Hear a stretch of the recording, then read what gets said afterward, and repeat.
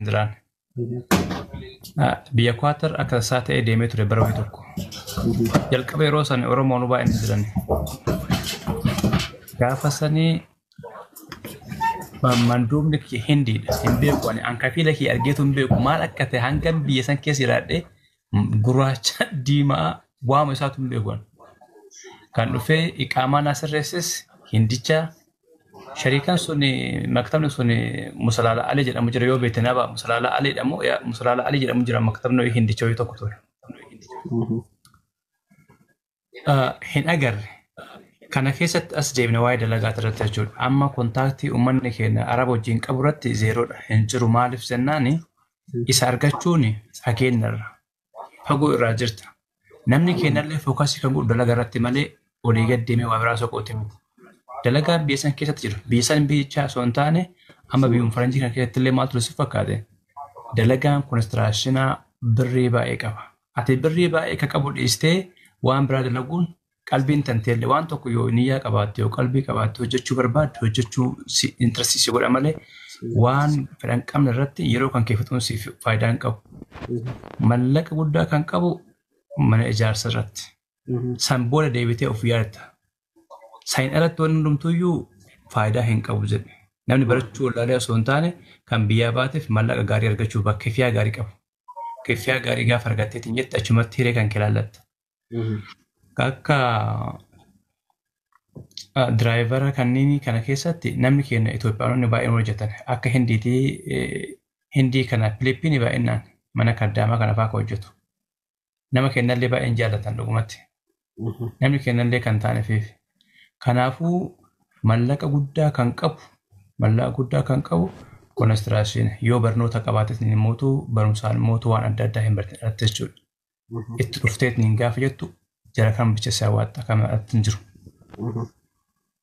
Gara biraatiin mootuu sariikaa nyaata isaanii manni isaanii ta'ee fakkeenyaaf mana kiraa adoon fuudhin jechuudha. Mana kiraa adoon fuudhin mana kiraa isaanii ta'ee. Kadiiroo nagaan naa bulaa deeffama bu'eedha. Halkan gaarii isiniif haa ta'u. Okay, yoo taate. Nyaata hoosii danda'anii fi mana kiraa yoo sirraa kafalanii diraayivaras ta'uudhaa fi waan birallee xiqqoo irra wayya. Sayin alatti birriin achii gadi kafalamu hundumtuu zeeroodha. Kanaaf namni keenya yeroo baay'ee konistiraashinii finansiin jechuu barbaade Kadiir kenna. Okay, waan bareedaadha.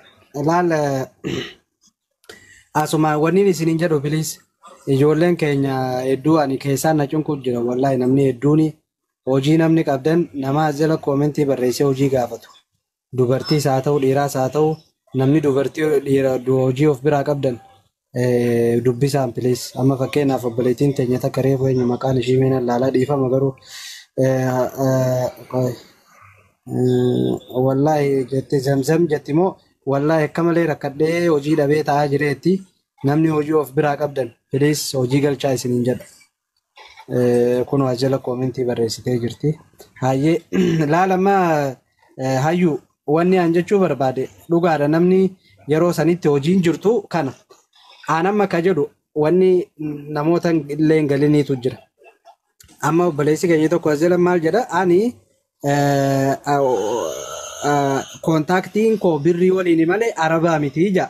Fakkeenyaaf arabni kun nu hanga feene irraa dhiibannus booddee wanni nuti daleenu warri shirkaa manni nuti jaarruu sanillee kanuma arabaati. Arabuma sanirraa birriin tun dhuftee nu harka galti. Kan akkasii ni amantamoo namanta.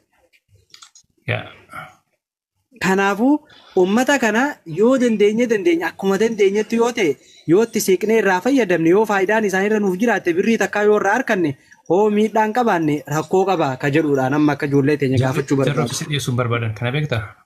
No wallaahi mobiilaa dhageeffadhu uummanni ka arabaa dhageeffadhu anniin harkee baran anniin harkee na gaafadhu abiibiitu ani egaan as dhufe amma isa akkuma maati jettu kana an ammoo namni biyya kanatti araba irra gaarii hin jiru miti inja leennoo amma masiriinis arabuma uummanni arabaa kuni atummaan hojii ogummaa waa takka harkaa qabaannaan keessatti uummanni qaxarii kun birrii qabee ta'an atummaan hojii wayii takka harkaa qabaattee arabaan mari'annaan bar hirem isaaniitti dhiyaatuun argattu sinjichaatiin jiraman jidduu jarriin lamaan akkas jedhe kaalaal hireen argannu yoo dalagaa gaafa kennatan shariikatti kennatan shariikaa jechuun beekta shariikaa ijaarsa of dandeetiin jedhe kakara ballee koof danda'e isaanitti kennatan malee paarsanaalidhaan si gaafachuu hin danda'an tarii akka dhuunfa akka si gaafatan mana keessa siraamika hojjechuudhaa fi qalama dibuu hiree akkasii yoo argattee yookiin karaa adda addaa hayyuu kiyya laa jarri kun waan ati beekuu qabdu habiibii kiyya jarri kun wanni mana jaaruuti mana dibuutiif kun waan parsinaalii isaaniiti waan manaan wal qabatu